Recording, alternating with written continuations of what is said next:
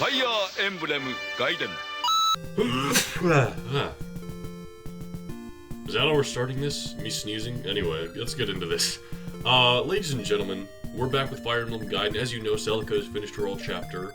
I did notice in that recording session that the key sounds are getting a bit louder, just because I'm using a different microphone, and this is a game where I use the keyboard. You know, I mentioned in a much older Let's Play in Super Mario Bros. That I was using a controller, which I still do for platformers and action games of the sort. But for Fire Emblem and Final Fantasy specifically, I've been using the keyboard the whole time, just because, and Pokemon, that's another one, I forgot about that. It's just a matter of preference, but if the keys are still sounding here, which by the way, I turned the gain down, which means I'm probably going to have to speak up a bit, and I'm going to try to press the keys a bit more slightly.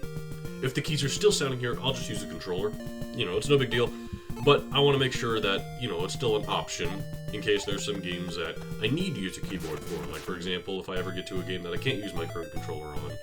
Also, wow, there's a lot of horsemen in this chapter. How about that? It's been a long while since I've used an Alms Army. You know, I did all of Celica's last time.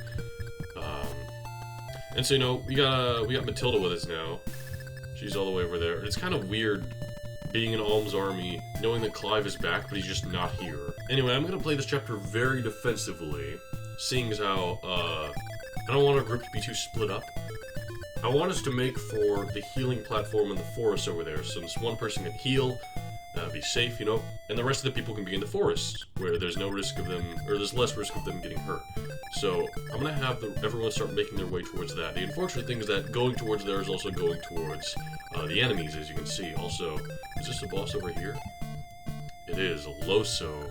Don't know what kind of name Loso is, but there he is. You guys are getting very close to us. I don't know if I'm going to, I don't know if I'm gonna do all of Alms Chapter 3 in this one part. I might, but depending on how things go, we may not have the opportunity. Things are looking kind of difficult so far. Now, we need to remember that if anybody dies, we can, with Celica's army, go to the shrine, and we should have one more use of the reviving water. That will mean that that character will go to Celica's army, but I don't really mind. It's just a matter of keeping them alive. If multiple characters die, we're done for. And the one annoying thing with Celica is that if we do that, we have to go through the shrine again, which I imagine means we're going to have to fight all the dragons in that one chapter again. Which, granted, that won't be too much of an issue, given Celica has the Holy Sword and the Angel spell. Okay, so for whatever reason at this point in the episode, the screen recording completely cuts off. The audio is still here. This has happened before, I feel like, but the screen recording is just gone. It was only about 4 minutes in this over an hour-long session, which is rather annoying. I'm just realizing this now, and I don't really know what I'm going to do. I mean, I could just summarize the events for you guys and, like, clip in audio for context. Basically, this entire part was just this one fight, because it was a very difficult fight.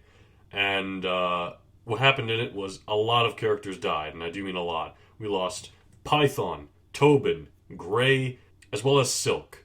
I completely forgot about the other paladin. Another knight here is going for Tobin. Please dodge. Oh, he has 1 health. He's not even able to attack back. Please dodge.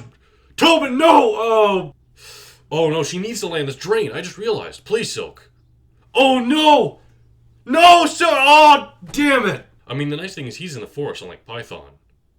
Oh, damn it! No! Oh, Gray. What? Why is that one moving? He has 1 health. They aren't supposed to... I just don't we lost Python too. We eventually got the battle over with, which was not easy. But once we did, we then move over to Celica's army, and with her, I was able to revive one of the characters, which I ultimately, after a long process, decided to revive Gray, since he was just about to be able to increase his class.